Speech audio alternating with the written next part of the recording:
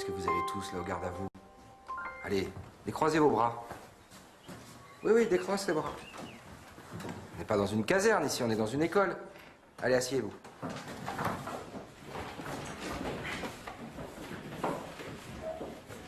Manuel.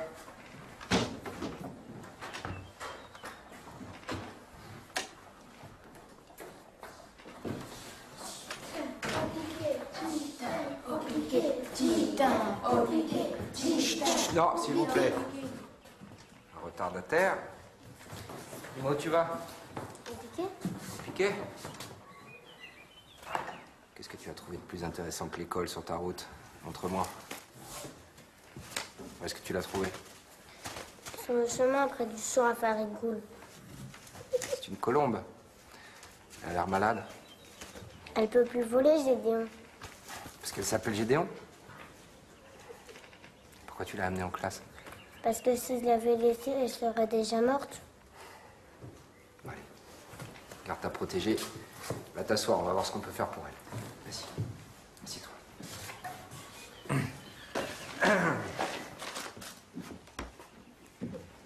La tomate mûrira, la mule remue, Riri tuera le rat, Marie ira à la rue. Comme c'est intéressant. Mais ça n'a pas beaucoup de sens. C'est vrai, vous êtes là pour apprendre à lire et à écrire. Et pourquoi apprendre des choses qui n'ont pas de sens? Qu'est-ce que vous dites de ça? Aujourd'hui, Titin est arrivé en classe avec une petite colombe malade. Elle est pas malade, elle est blessée.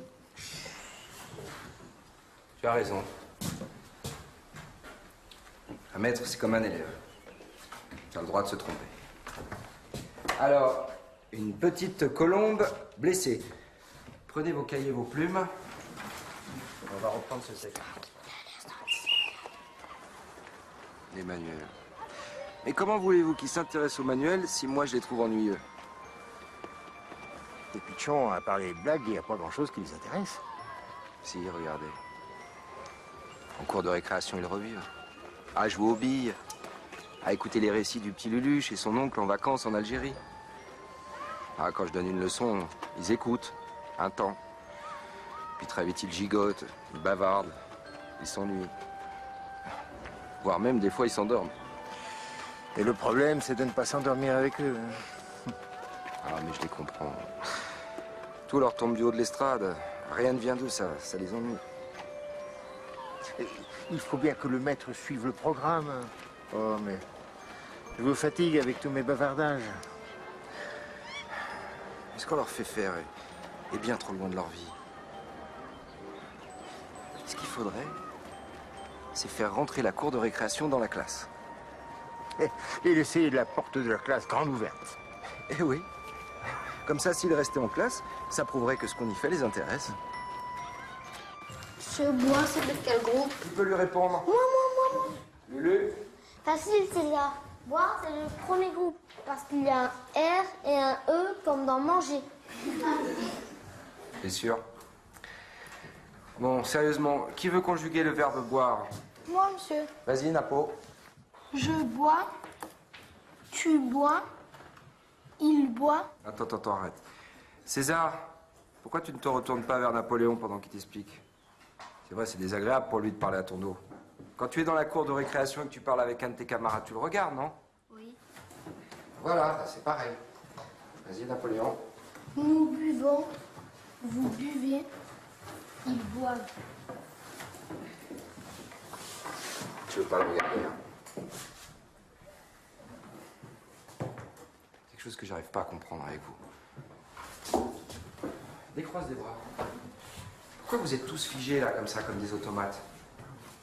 C'est quoi? C'est la disposition de la classe? Mais ça n'a rien de sacré, ça. Et si on essayait quelque chose? Lulu, Napo, vous aimez être ensemble? Bah, rapprochez vos bancs. Allez, Lulu, Napoléon, rapprochez vos bancs. Oui, sérieusement, levez-vous, rapprochez vos bancs.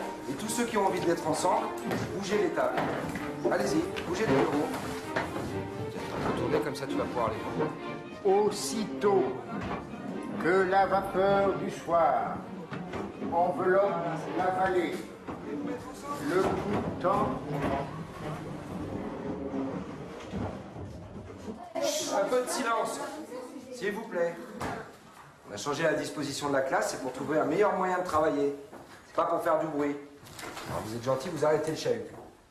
Mais monsieur, si on se voit comme ça, comment on va faire pour travailler avec les autres? Eh bien, on va travailler par groupe. Par exemple, ceux qui s'intéressent au voyage de Lulu chez son oncle en Algérie se mettent avec Lulu. Toi, c'est ta mamie qui fait les escargots. Oh oui, monsieur, ma mamie, elle fait trop bien les petits escargots. Eh ben, raconte la recette de ta mamie à tes copains. Oui, monsieur. Toi, Antoine, ton papa, il est berger. Oui. Eh ben, explique à tes camarades comment ça se passe avec le mouton, les chiens, tout ça. Oui, monsieur. Et on fera des petits textes sur ces sujets, on travaillera là-dessus. Qu'est-ce que vous avez là, tout ça? On dirait des chats qui ont répondu à un œuf. Mais monsieur, pour faire ce que vous dites, faut parler tout. Oui, il faut parler tout haut, comme des gens qui travaillent ensemble. Et vous pouvez vous déplacer aussi. Venir me poser des questions. Et si jamais vous voulez des informations pour vos sujets, ou s'il y a un mot trop compliqué, à partir d'aujourd'hui, vous pouvez venir consulter le dictionnaire, sans me demander. Il sera là toujours pour vous, ici. Mais monsieur, pour parler, faut lever la main, comme pour aller au cabinet. Oui, mais alors là, attention, pas tous en même temps, sinon on va pas s'entendre. Qu'est-ce que tu fais tout seul, mon petit César? Ils veulent que je mette ma table loin. Ils veulent que tu mettes ta table loin? Mais César, ici, toutes les places sont à toi. Si tu veux, tu viens te mettre là. Et puis si ça te plaît pas, regarde, tu changes. Tu viens ici, et tu peux changer encore. Tu peux même venir te mettre à mon bureau. Et si tu as envie, si ce sujet t'intéresse, tu viens te mettre là, avec tes camarades. Tu écoutes ce qui se passe. Voilà. Alors, on se met au travail? Mon cher René Daniel, j'avoue être parvenu au même scepticisme que toi sur les pratiques pédagogiques. Nous allons devoir inventer nous-mêmes nos propres techniques avec nos pauvres moyens. Mais vont-ils nous laisser faire? Quelques manoirs entourés d'étangs. On rigole plus à côté qu'ici. Non, mais pas comme un perroquet. Posez-vous des questions, comme ça vous allez bien les apprendre. Allez. Non, attendez les enfants, c'est pas possible. Vous faites plus de bruit que dans la cour de récréation. Hein. Il faut voter une discipline commune. Voter, c'est comme voter, monsieur? Ah, je vais vous expliquer. Voter, pardon, c'est assez simple. L'un de vous fait une proposition. Ceux qui sont pour, puis ceux qui sont contre lèvent la main. S'il y a plus de pour que de contre, la proposition est adoptée. Est-ce que l'un de vous a une proposition à faire? Monsieur. Je t'écoute. Eh ben, est-ce que César il peut sortir parce qu'ils sont trop mauvais? C'est fou, César. Non. Vous êtes là pour apprendre. Vous doit être d'accord avec vos propositions.